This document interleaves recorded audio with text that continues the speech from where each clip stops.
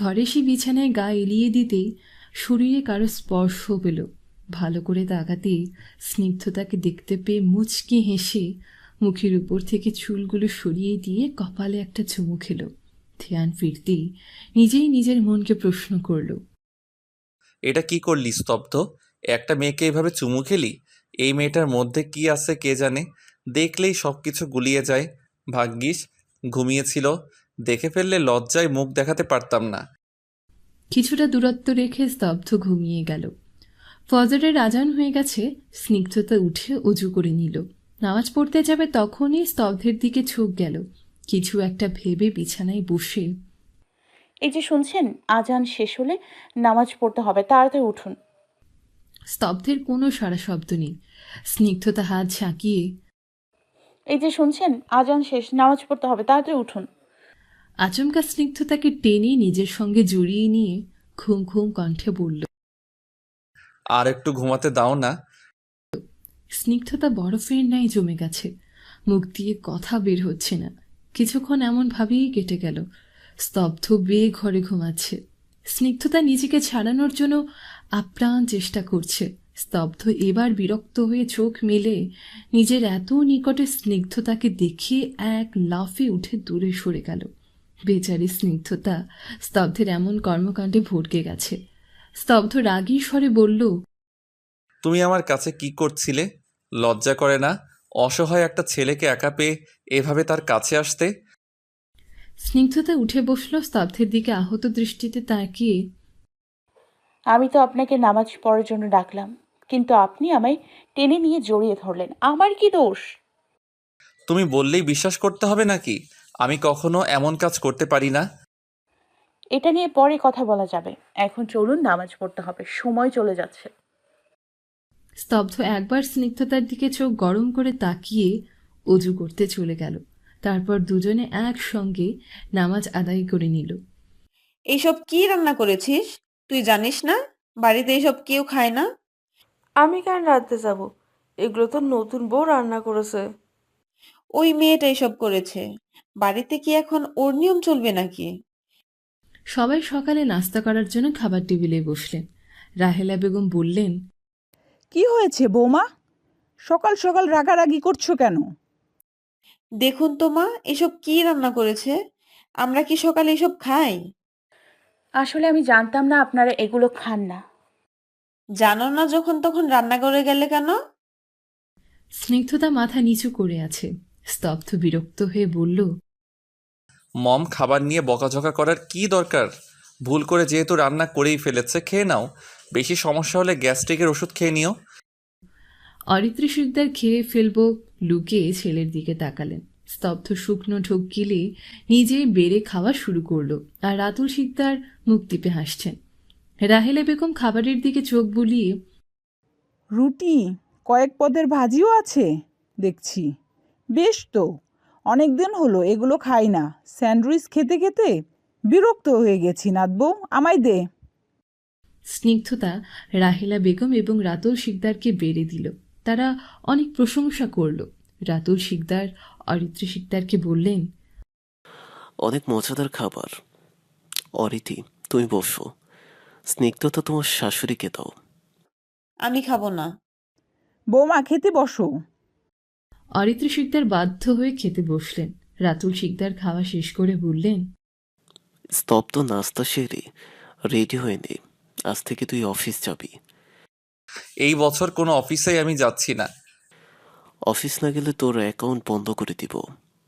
গাড়ির চাবিগুলো সিন্ধুকে তালা দিয়ে দিব। স্তব্ধ অসহায় দৃষ্টিতে মায়ের দিকে তাকালো, কিন্তু অরিত্রী শিকদার কিচ্ছু বললেন না। তাই স্তব্ধই বলল, ব্ল্যাকমেইল ছাড়া আর কিছু পারো না? তোমাকে সোজা করতে এছাড়া কোনো উপায় দেখছি না। আজ নয়, কাল থেকে যাব। আচ্ছা, আমার ঘরে এসো, কথা আছে। অরিতি, তুমি এসো, ছেলের গুণের খবর জানাবো। কেন, কি করেছিস স্তব্ধ? বলবো, মা ছেলে উপরে আসো। রাতুল শিকদার ঘরে চলে গেলেন। অরিত্রী শিকদার চোখ পাকিয়ে কি করেছিস? স্তব্ধ মাথা নাড়িয়ে, হুম, কিছু করিনি। তোর ড্যাড যে বলে গেল। তোমার হাজবেন্ড তো হুদাই আমার পেছনে লেগে থাকে। এই লোকটাকে বিয়ে করলে কেন? আমার জীবনটা তেজপাতা করে দিচ্ছে। স্তব্ধ রাতুল শিকদারের ঘরের দিকে হাঁটা ধরল। অরিত্রী শিকদার মৃদু হেসে, মা আপনি খান, আমি শুনে আসি আপনার নাতি আবার কি করলো। যাও। রাহেলা বেগম স্নিগ্ধতাকে বললেন। দাঁড়িয়ে আছিস কেন? তুইও খেতে বস। পরে খাবো, এখন আপনি খান। চুপ করে বস এখানে। স্নিগ্ধতা চেয়ার টেনে বসল। রাহেলা বেগম মৃদু হেসে বললেন, বুঝলি নাত বউ, তোর এই জামাইকে আগে মানুষ বানাতে হবে, তারপর সংসার করতে হবে। উনি কি মানুষ না? একটা বাদর ছেলে, সব সময় বাইরে বাদরামি করে বেড়ায়। আর ভুগতে হবে তোর শ্বশুরকে। স্নিগ্ধতা মুচকি হাসল। রাতুল শিকদার গম্ভীর মুখে বিছানায় বসে আছেন। তার সামনে সোফায় ভাবলেশীন ভাবে স্তব্ধ বসে আছে। অরিত্রী শিকদার রাতুল শিকদারের পাশেই বসে আছে। স্তব্ধ জানতে চাইল, কেন ডেকেছ? বলছো না কেন? ফাহাদ হোসেনের মেয়ে জেসিকে তুই মেরেছিস? স্তব্ধ চমকায়িত দৃষ্টিতে। তোমায় কে বলল? জেসি তার বাবাকে বলেছে, আর তার বাবা ফাহাদ হোসেন আমাকে ফোন করে জানালো। ও, তোর জন্য আমার মান সম্মান কিছুই থাকবে না দেখছি। শেষ পর্যন্ত মেয়েদের গায়ে হাত তুলিস। আমাকে সবার সামনে টাচ করেছিল তাই মেরেছি, এতে দোষের কি আছে? অরিতি, আরো আশকারা তো ছেলেকে। বাড়িতে তোর বউ আছে, তার কানে গেলে কি ভাববে? তুমি ওর কানে না দিলেই হবে, কিছুই জানবে না, ভাববেও না। অন্যায় করেও মুখে মুখে কথা বলিস, লজ্জা করে না? আমি কোনো অন্যায় করিনি, তাই লজ্জাও করছে না। এবার বলো, তোমার কথা শেষ হয়েছে? হুম। তাহলে বসে আছো কেন? অফিসে যাও। আমিও ঘুরতে যাই। Bye bye, tata. বলেই স্তব্ধ শীষ বাজিয়ে চলে গেল। রাতুল শিকদার রাগে ফুঁসছেন। দেখলাম ওই অপমান করে চলে গেল। ছেলের পিছনে এত লেগে থেকো না তো, ও বড় হয়েছে। বড় হয়েছে বলেই সমস্যা। ছোট থাকতেই ভালো ছিল, যা বলতাম তাই শুনতো। অফিসে যাও, দেরি হয়ে যাচ্ছে। যেমন মা তেমন ছেলে। রাতুল শিকদার রাগ দেখিয়ে রেডি হতে চলে গেলেন। দুপুর পার হয়ে গেছে। রাহিলা বেগম দুপুরের খাবার খেয়ে ভাত ঘুম দিয়েছেন। সালেহাও কাজ শেষে ঘরে গিয়েছে। অরিত্রী শিকদারও নিজের ঘরে। স্নিগ্ধতা হল ঘরে বসে আছে, একা একা ভালো লাগছে না। বর্ষা থেকে উঠে ঘরে যাওয়ার জন্য পা বাড়াতেই সদর দরজার বেল বেজে উঠল।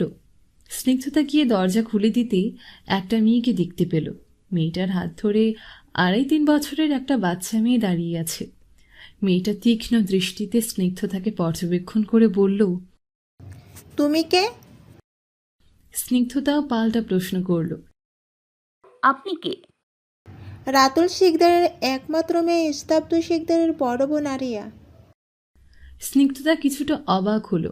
2 দিন বাড়িতে এসেছে অথচ জানি না স্তব্ধর বড় বোন আছে। স্নিগ্ধতা মৃদু হেসে দরজার কাছ থেকে সরে গিয়ে বলল, আসসালামু আলাইকুম আপু, ভেতরে আসুন। ওয়ালাইকুম আসসালাম। আরিয়া বাড়ির ভেতরে ঢুকে সোফায় বসল। স্নিগ্ধতা রান্নাঘরে চলে গেল 2-1 মিনিট পর।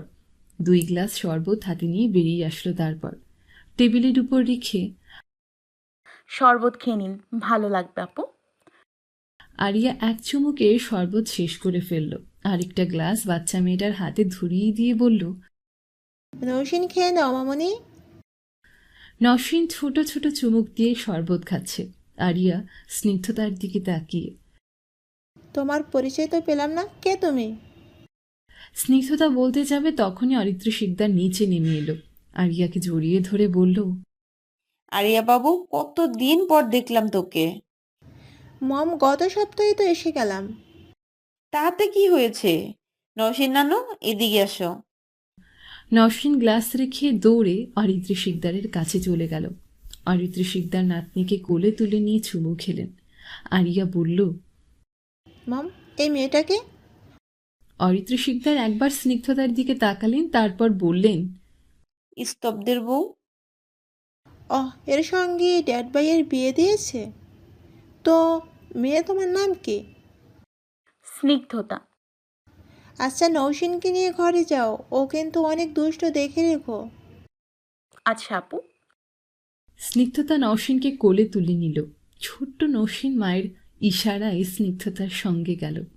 স্নিগ্ধতা চলে যেতেই অরিত্র শিকদার মেয়ের দিকে তাকিয়ে, আরিয়া, যা করার তোকেই করতে হবে।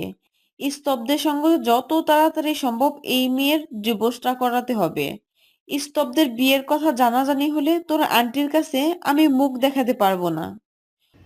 মম, স্তব্ধের তো নাতাশাকে পছন্দ নয়।